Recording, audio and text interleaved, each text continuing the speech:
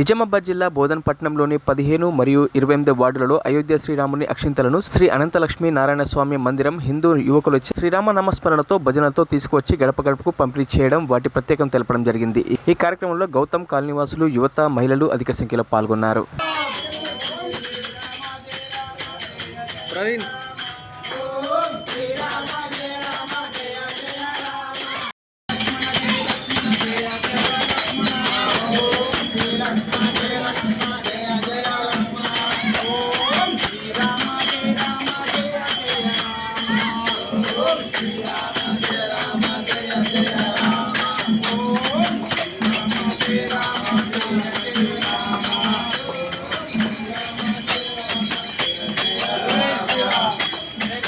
మరిన్ని అప్డేట్స్ కోసం మా ఛానల్ని సబ్స్క్రైబ్ చేయండి.